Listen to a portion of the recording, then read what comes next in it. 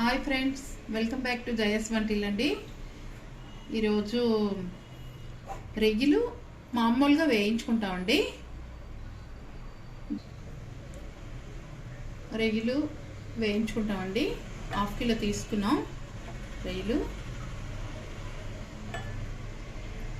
కారం 3 స్పూన్లు అండి, salt 1 spoon, whole garam masala 1/2 spoon, ధనియాల పొడి 1/2 స్పూను, అల్లం వెల్లుల్లి పేస్ట్ 1 అర స్పూను, కొత్తిమీర.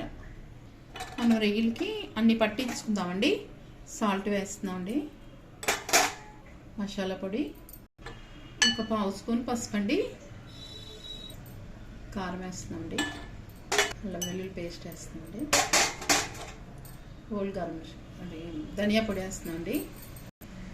మనం సాల్ట్, పసుపు, హోల్ గరం మసాలా పొడి, అల్లం వెల్లుల్లి పేస్టు, ధనియా పొడి, కారం వేసుకున్నామండి.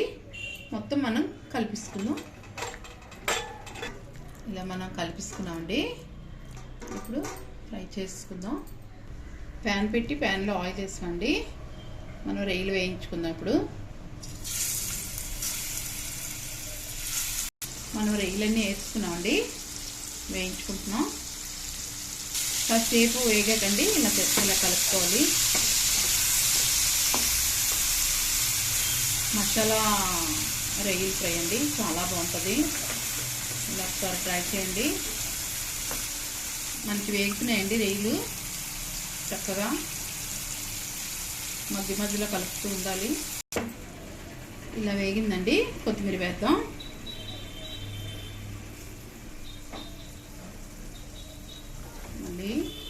ఇలా కలుపుకుంటే మీకు నచ్చితే ఇలాగ కూడా తినేయొచ్చండి. రైస్లో కలుపుకున్న చాలా టేస్ట్గా ఉంటుంది. మనం కాకపోతే ఇంకొంచెం ఫ్రై చేద్దాం.